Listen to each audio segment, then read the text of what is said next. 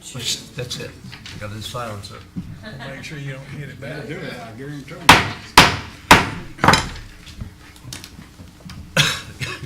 you. Good evening and welcome to tonight's meeting. I'm here in body and spirit, but not so much in voice, so I'm going to hand the gavel over to the vice chairman to conduct the meeting. Use your own gavel, Bill. Thank you. Meeting's open. I'll start with Pledge of Allegiance. Commissioner Hayes, please.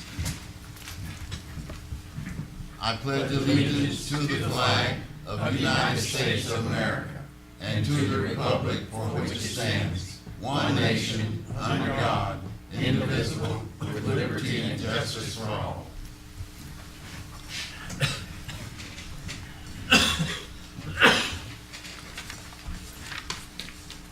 All right, approval of minutes.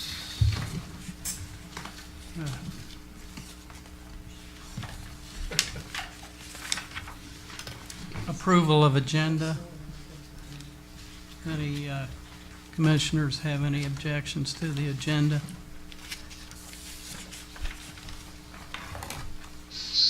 Agenda approved by unanimous consent.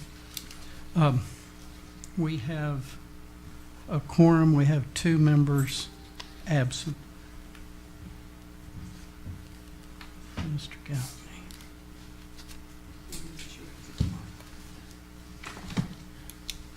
Dr. LaRose and Mr. Galvin absent. Any special presentations? It's on there as number 4. All right. Number 5 is approval of CRA minutes. Any objections to the minutes? If not, minutes approved by unanimous consent.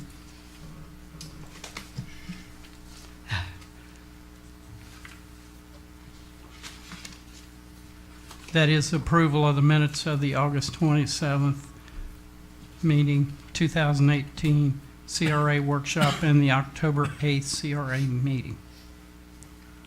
Approval of minutes. And let's all silence our phones.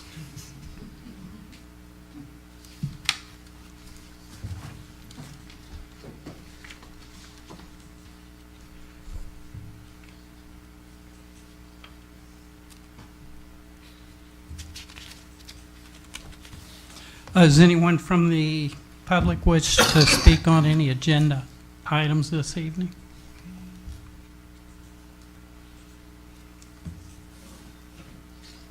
Hearing none, we'll move on. Presentations from the public. All right, well, we're rolling right along. Old business, item 8, discussion approval of facade grant special acceptance. And Hi. If you all remember at the last meeting, the board voted to ask Dr. Leon to come up with a special dispensation on facade grants for someone who had completed it during fiscal 2018, and those grants have to be presented and given to either the CRA director or the CRA administrator no later than December the 7th, according to our new agreements you came up. At the grant review committee on last month, there was a request from a grantee that was made the presentation at the last meeting, and their expenses for their facade grant were higher than what their original grant was that was approached.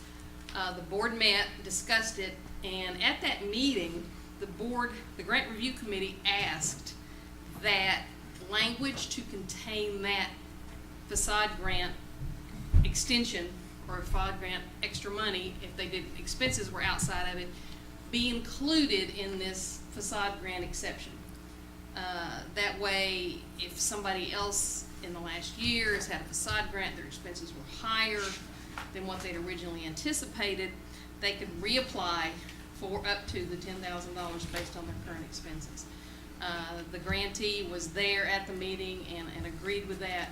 So what we're asking, if you look at your language in your notification that Dr. Leon presented, the black type is what was originally presented. The red type is adding in the exception for those who might have gotten a facade grant, didn't receive the full amount, and is asking for compensation for half of the expenses that exceeded their original. Again, it has to have been done since January 1 of 2018. It has to be turned in the next before December 7th, and the work has to have been completed in the year of 2018 up to now.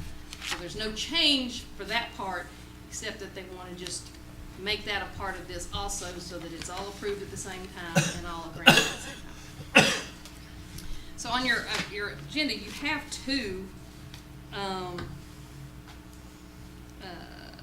motions. The second motion, the first motion includes just a facade grant, which was originally the original request.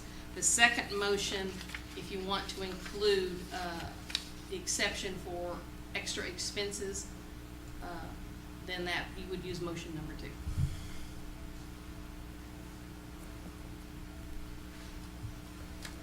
Mr. President, question to Betsy.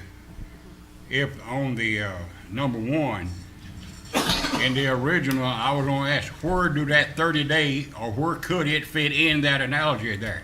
It starts today and ends December 7th. Today it would be the If you first pass day. this, it has to be in our hands by December 7th. Yes, okay. They have 30 days or 31 days, I guess, to get it to us. And after 30 days, end of story. Now, a Okay. couple of them we've already gotten, so there's no start date on it. It doesn't start today and end December 7th. It has to be turned in by December 7th. Correct, okay. It would be nice if it was turned in before November 27th, because that's our last facade grant review committee meeting, probably till after the first of the year. And just for clarification, to make sure I understand it correctly, this would be up to the limit of the $10,000. Yes. Correct. Regardless of which way you went, it still would be that. Okay. And something else we discussed in the grant review committee asked if in future grants, unless there are very small requests, that we grant up to $10,000, and at that point, the people would be able to, when they get their final expenses, if they think it's going to be $7,500, but they don't know, because again, when you start getting work done, sometimes it changes, that future grants be granted up to $10,000.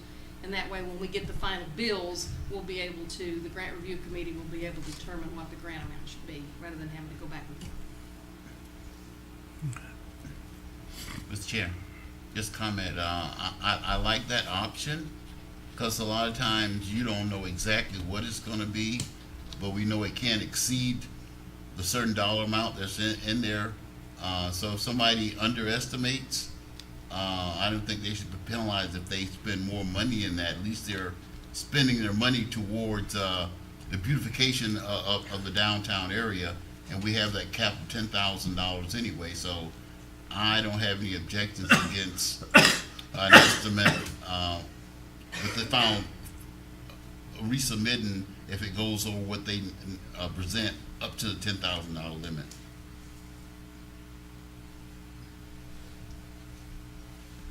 Mr. Chairman. I don't know why I haven't thought of it before now, but it just hit me. So if I'm being repetitious, forgive me. But I guess this is a question for Ms. Burleson. Do we have a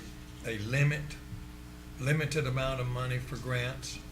Or do we just keep on keeping on with whatever money we have in our account? No, we have a line item amount for the grants and incentives, and. No, don't misunderstand me. I obviously didn't. Do we have a big wad of money and when it's gone, that's it? Or do we have unlimited funds to give to grants? No, right now, we've got a limited amount, and we've got one bucket. That bucket right now has, $274,215 in it. Okay. Once that's gone, unless, for the next year, if there's surpluses in our budget, we can of course put it back into the grant incentives. But that's determined on a yearly basis of how the budget is at the end of the year. And if there's a surplus, we have to assign that surplus to certain projects. And so we can assign that surplus to grant incentives or other projects. But it does have to be assigned. Right now, we do have a limited amount, and when it's gone, it's gone. Okay, are the applicants made aware of that? Yes. Because if they, in the cases we're talking about here, where they ask for 8,000 and then find that their expenses exceeded that, and they come back and apply for 2 more thousand, and we tell them there's no more money to be had, do they have any recourse? Yeah, I think that's a longer. That's why in our policy, we have language that says, subject to availability of funds for the CRA. So we always have that to fall back on. Certainly, we can't give more than we have available for that purpose in our budget. And again, just to reiterate, so I wrote what you had requested of me from the last meeting, and then was advised about this development of the request for making essentially an additional exception for people who have gone over the estimated cost, because of course the grant amount is based on the estimated cost. And if there's a significant additional actual cost, these people were asking for the ability to come to you and ask for that additional amount of the actual cost. And again, what we're doing today is just for work that was done in this year up to the present. As far as if you want to make a change to your policies for future grants, to have an up to $10,000 amount based on actual costs, I think we could do that at a next meeting. And that would be something else that we would notice and put on the agenda. That's not what's before you today. It's just this particular notification. If we want to change our policy, maybe we have other changes we want to tweak. Basically, we're having startup difficulties finding where we need to change the policy or improve it. Well, another question that I had, when someone puts in for a grant and they don't ask for enough, they're below the limit, and then they find that they're going to have to ask for some more, why can't we just make an addendum to that original application and give them to the limit, if that's what they're asking for, rather than have them reapply? That's what we were talking about doing, is making a change where the grant review committee can request up to $10,000 per person. Say we have $250,000 left in the pot, and 2 people come in with facade grant, and we give them up to $10,000 each, then that pot's gonna go down to $230,000. Once they get their expenses in and they bring us the money, bring us the receipts, if they only spend or only get $7,500, then that $2,500 goes back into the pot. We're not gonna get automatically $10,000. The 25, they'll get expenses up to $10,000. If they don't spend $10,000, because we have to have the receipts to prove that. We don't just take their word for it, they spent $20,000. So if they only spent $15,000 and we give them $7,500, then we put $2,500 back in the pot for the next person to come in. But once that money is allocated for the year, it might not be spent in 18-19, but it could all be allocated in 18-19.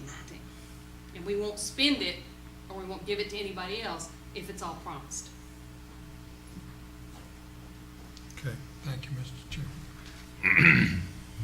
Any other discussion?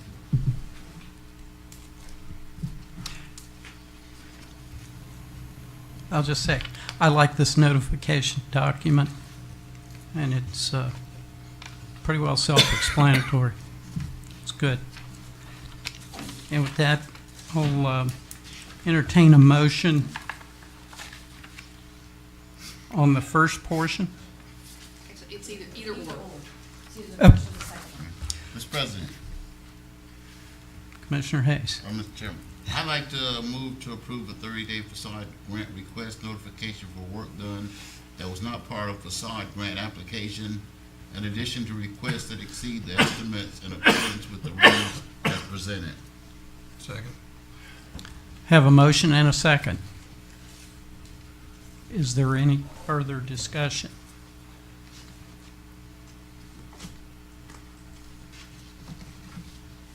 Okay, I call for a vote.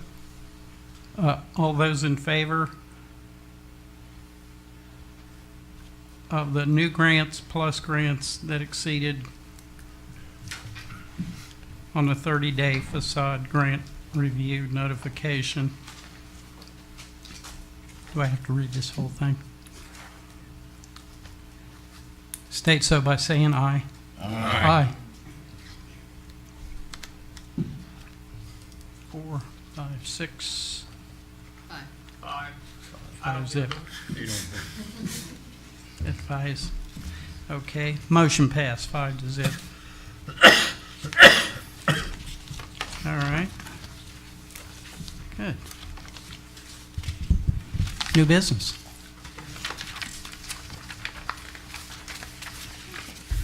Good evening. The first thing I'd like to talk about, of course, is the Business Entrepreneur Program. Y'all have heard me briefly refer to it as something I'm working on. We're moving into another portion of this program, so I wanted to give y'all a brief understanding of what the program is. Of course, it's still in development, but I wanted to let y'all have an idea of what it is. It addresses the 2017 redevelopment plan and comprehensive master plan in section 5 on grant matching, funding, leasing, and partnership, and in section 7 on economic revitalization and marketing program and business incubator project. This program combines the talents of public and private sectors, which is required a lot in the CRAs. They highly encourage the combination of private and public sectors to get redevelopment. It creates a unique business and community environment. It's going to encourage job creation for the residents in the district and create a catalyst for downtown economic development. That's the basis of the program. Tentatively, and this may be it, the name of the program is going to be PROS, Professional Resource Opportunity Services. And our mission statement, like I said, this is in work in progress. The mission statement is to promote small business growth and development within the CRA district by providing current and potential entrepreneurs with professional, educational, and financial support from a variety of successful mentors and established educational programs. And should be right after that. Oh, okay. It's in your book. Y'all might have to refer to the book. But that's our mission statement. The vision of the program is to revitalize business growth and development within the CRA district. And that's the main purpose of this program, is to just encourage people and to encourage them to develop businesses in the district. The objectives of the program are to offer programs that assist with all aspects of developing and growing a business and provide a classroom for educational and mentoring programs. We want to utilize grant incentives, CRA grant incentives, to assist interested entrepreneurs with all aspects involved in regarding business growth and development. We want to create awareness for the CRA PROS program through networking and marketing. We're going to create business partnerships with a program that will help the community thrive through business development. And we're going to provide ongoing support by developing lifelong partnerships. In other words, we're going to help them get started and get them through the process, because the biggest fear of owning a business is starting it. And we want to help them get through that fear and educate them on how to do it successfully, but not just leave them after the fact. Once they are established their business, they've got a partner from here on out, as long as they're in the CRA district. I have developed partnerships. I initially started working with Nathan Sparks with the EDC. He has connected me with some wonderful connections, one of the main of which is Mr. Ron Moliterno. Ron Moliterno was the president of Bank Corp out of Destin. He has now developed into being the president of Community Affairs for Bank Corp South. And then I've been meeting with Career Source out of Okaloosa County, the SBDC, the Small Business Development, and then I have currently just got a contact with the FDIC in Montgomery. I'm probably going to have to go up there and meet with him. And if y'all don't know if y'all remember a while back, I went to a CRA conference in Miami, and it was Community Reinvestment Act. And that is an act that the banks are required to put money back into the community. While I was at that conference, I learned a lot about what is required of them. So in using that requirement, banks get certain points and they get in trouble by the FDIC if they do not put money back into the community. So they're looking for programs like this to invest in. And they're very popular and they're searching for them. So when I was at the FRA conference this past week, I got a contact with the FDIC. The FDIC is the one that enforces the CRA Act, the Community Reinvestment Act. And they're the ones that govern it, make sure they do what they're supposed to do. So I'm planning a meeting with a gentleman in Montgomery that's over this program. And he's going to give me the requirements and the best banks, especially the ones that are not meeting their requirements. And then I can go to them and then have them invest in this program, put money in the program, not just money, but education, support, and anything else that's needed. So this is going to be, we've got a startup on it. It's going to grow and develop into many things. And I wanted to give y'all a basic idea of what the program is. Do y'all currently have any questions regarding what I am stating?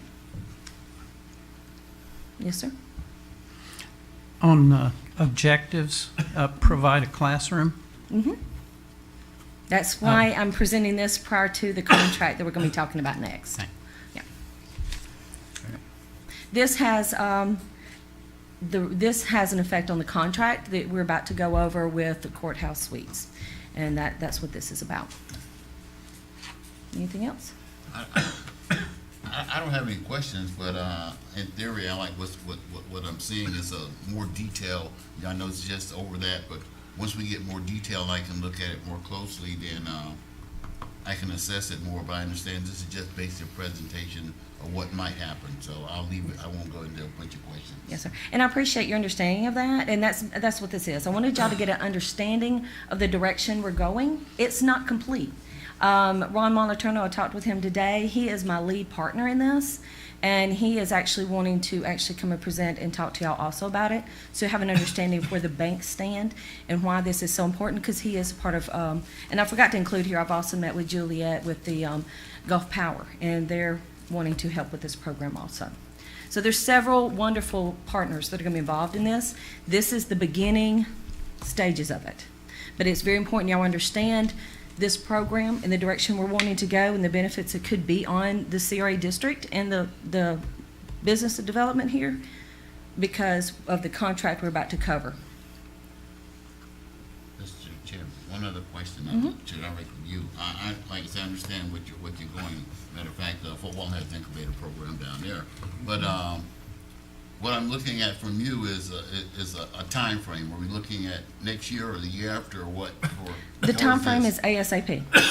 And I really, my goal is to get it started because we're of the development of the courthouse suites. We've got to get in that offices first so we can set up the classrooms. I'm already working with getting the instructors and the classes developed, but we can't move forward until we actually get a classroom set up, which hopefully that'll be this summer. I hope by fall we are in full force for the fall semester and working on more programs from there. That is my goal, but we've got to get the classroom set up first. That's all. Okay. There is no action on this. I just wanted y'all, it's just information. I can move forward if y'all would like for me to. This is the Courthouse Suites contractual agreement that we have discussed. It fits into the same two sections with the CRA master plan regarding growth and development and partnerships in the business incubator program. The contract before y'all is an agreement between CRA and Courthouse Suites. Excuse me, you're affecting me. Can I say? And And the purpose of this contract is a $100,000 subsidy that offsets a portion of the cost of the building for first full-service commercial office facility in the redevelopment area. But what it does is it provides a CRA to utilize 3 prime office spaces on the ground floor in this newly redeveloped project, rent-free for 5 years. Well, we have, for that 5 years, the CRA is at complete discretion of how they utilize these office spaces. The initial use for the office space will be the CRA director's office, a classroom for the entrepreneur program, and the Main Street office that will be utilized in the 3rd office. That is our initial setup. Doesn't mean in the 5 years that's how it has to be. We have sole discretion on how to utilize those offices. To include in the contract, we can also sublease it. If for some reason the CRA, the entrepreneur program grows so quickly, within that 5 years, we need a bigger space. So we have the option to sublease those office spaces if we'd like. The CRA funds no funds will be paid for this contract until the project of the building is complete and the CRA takes possession of our space. That is when the contract will begin and payment will be made. The effect on the budget, it has been put in the CRA budget under the grant matching funding, leasing, and partnerships. I put $100,000 in that budget. That budget has we moved 50,000 of it. It has 134,000 in it, and this will take that 100,000 out. The other 34,000 was for the Main Street partnership. So once we utilize this contract and pay it, then that line item of grant matching fund, leasing, and partnerships will have a 0 balance. Once we do this and pay the Main Street. So what I'm asking of y'all is to approve this contract with Courthouse Suites and their partnership agreement and the lease as provided. And of course, if you have any legal questions, I would ask you to direct them to her. I pay her for that. Mr. Chair. Discussion. First question, because I see it said will be reviewed by legal, and here I had some notes back in. But anyway, have you reviewed this? No, I helped draft it. Yeah, she, Oh, man, we need somebody else to review it, in my opinion. Like somebody else, like I can, another lawyer. 2 I lawyers. don't know, I'm gonna refer to our distinguished lawyer commissioner down here, and because he's a lawyer and sometimes. There's an old saying about a lawyer that represents himself as a fool for a client, and so I certainly will never attempt to represent myself or the board that I serve on. What I can say that just in my unbiased opinion, having sat up here, I believe this board has a quality attorney, and I did take a look at the lease that had been negotiated. I think she well represented the interest of this board, and so certainly from my position, I'm certainly confident in the product that she prepared for you. That's what you pay her for. That's what because I mean, I read it, but I'm not a legal expert, so I was reading words sometimes. I will say, she spent many, many hours back and forth with Mr. Barthay's attorney. They've gone back and forth, and they have covered everything and have really drafted a very good contract that benefits all. Mr. Chairman, this is not a question for the contract, but I was just curious, is there a completion date for this project? The completion date for the project, I think, was what, June? It's estimated as June 1, which is on the contract. It's in the contract.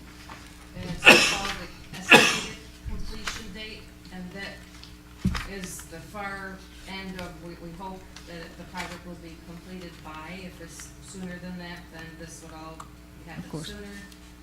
Also, if it takes longer than that, then we would ask the developer to come and ask for an extension and tell us what the basis of that need for the extension is. But again, your money is not released, due, or expended up and until the project is substantially completed and we can take occupancy. So that's to give you some comfort that the project will be completed before any CRA funds are paid. Mhm. It's in there a couple times, June 3rd. Page 4 and 5. section 202A.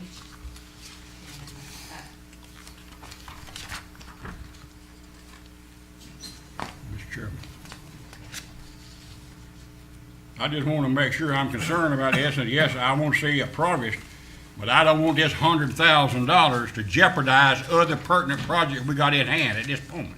No, it doesn't. That Period. money was set aside specifically for this contract in the budgeted line item. It is set under partnership programs. In all of our partnership programs, we have two. If this one goes, True. we have Main Street and then this one. And then that covers all budgeted funds under partnerships. That's the only thing I anticipated for the year of needing money for partnerships. But I thought there was a time frame somewhere on this system. I'm sorry. Till the project will be completed, that could be a year, 10 years, 8 years. And the money never. will roll over to the next year. It will be as soon as if y'all approve this, then it's like Ms. Roy said, on the next year, it will be held and allocated to roll over for the next year for when the expenditure is made. And the money is, as soon as you approve this, if you do, the money is assigned to this. Cannot be spent on anything But else. it's just a rollover effect, period. It will roll over, and if the project does not get complete, and for some reason it falls apart, then that money will sit in that account, and the next financial, we can allocate it other places. Well, that's what I say, I want to make sure it's a time frame that money can be allocated to a different project, period. If the project is not complete, the money can be allocated to different Exactly. projects. Yes, sir. That's my concern. Yes, sir. It can be. I have one item relative to Main Street, the office portion, that our accounting show the valuation of that at $8,000 a year, a little over $40,000 for the 5 years for that office space.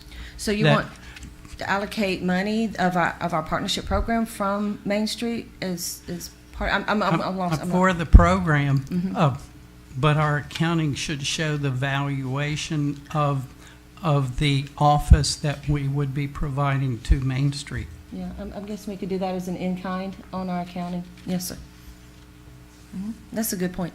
I mean, the Main Street pays no money for office space right now, so it's not going to be, they have office space in the city of Crestview because they are a partner of the city of Crestview and the CRA, so they already have office space in the city, so it's no difference. Any further discussion? If not, I'll call for a motion.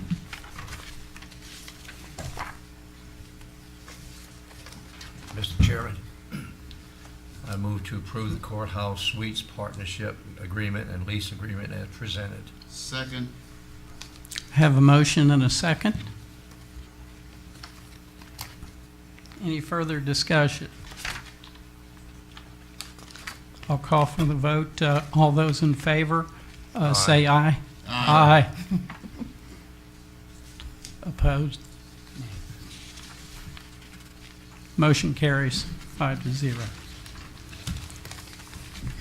Okay. Now, as we move over to the CRA reports, I'm going to give you a brief report, and I'm sure Ms. Leone has one too. I was just going to let y'all know that we have ordered the annual ornaments. They're beautiful. They look better than anticipated, and they're supposed to get here by November the 15th, no later than the 17th. And we've already got some orders coming in, and at that time, of course, we'll be getting more orders, and I will be going to the chamber breakfast and donate one as a door prize and announce that we have the ornaments and that we are now taking orders. And we have had a lot of interest. Of course, people want to see it and hold it, so we are getting them in a little early so we can have something to show. And I will send y'all orders, and I can treat you like a teacher in school, say, y'all have a task of selling 10 each. I'm kidding, but I would appreciate y'all helping promote this program and get it started. And that's all I have to report. Anything else? Any questions? Mr. Chairman, I have one question, and it's just a future question with you give me a future answer. That third room, Yes, sir? what's the plans for a third room? Well, one is the CRA director and the entrepreneur programs classroom, and then the Main Street office. Okay. Yeah. And I would just add to that, as far as those offices, we can do really whatever we want with them. have an ability to sublease even if we have that opportunity or need that option. So we have a lot of discretion, as Lisa was saying, with respect to how we use those 3 offices. And when you say Main Street, are you talking our Main Street Crestview or Main Street Suites? No, I'm sorry, Main Street Director. Sandra, who's the Director of Main Street Association, yeah, that will be her office. As long as we allow them to have it, they have no claim on that office. It's just at our discretion to let them utilize it. If we need it for other stuff, then it's ours. They don't claim it, it is ours. I'm just gonna let her use it while we don't need it. Anything else? Okay. Thank you. Mr. Chair, with respect to a report, Lisa and I both went to the FRA conference last week, or 2 weeks ago, and it was very nice. We learned a lot. We met up with people and did networking, and it was a worthwhile experience. We did receive our October payment from RE Development, so that's plugging along, and other than that. And if anyone has any additional questions, they can feel free to contact me with respect to the agreement or the lease or any of those documents. Please feel free. Please feel free to call me if you have any questions or contact me.